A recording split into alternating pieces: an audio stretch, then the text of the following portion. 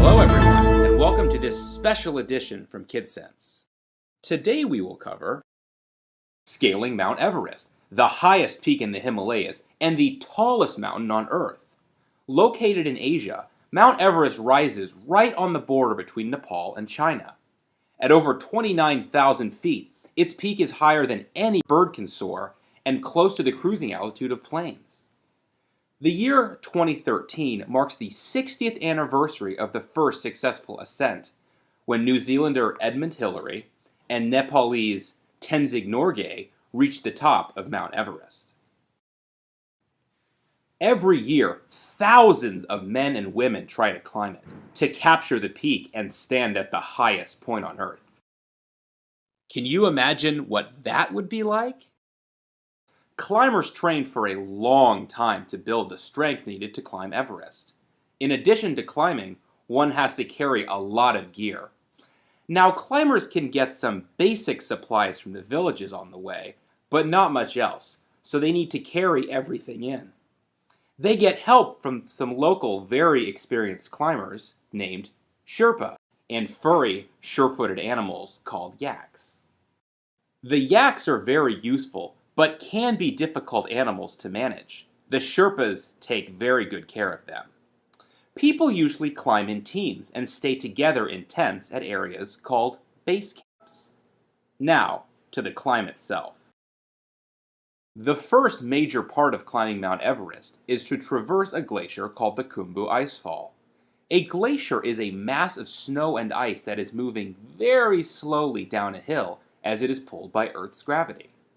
The ice makes the climb very slippery, and there are a large number of big cracks in that ice that climbers have to step across.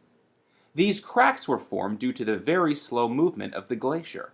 The cracks, called crevices, can be very deep. So deep that sometimes one cannot even see the bottom. The climbers have to be very careful not to fall into one.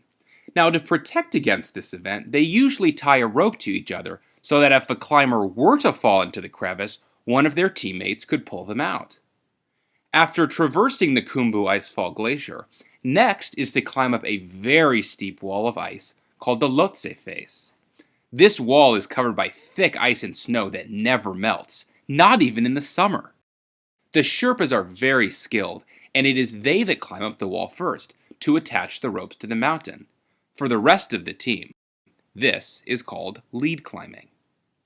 People wear a special belt called a harness that is connected to the ropes to help with the climb. The harness prevents anyone who slips from falling too far.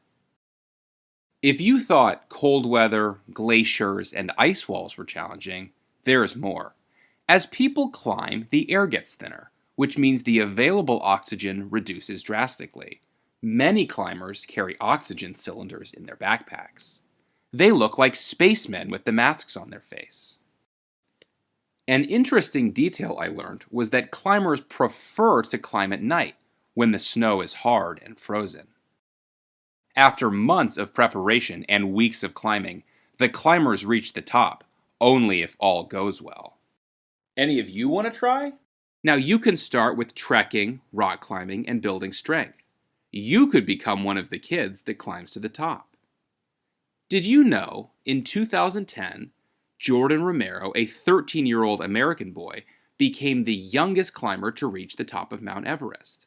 He was only 9 when he climbed Mount Kilimanjaro in Africa. He says he was inspired by the paintings in the hallway of his school that showed some of the highest summits on the 7 continents. Very inspiring. That is all we have for today. Hope you enjoyed learning about it. Goodbye.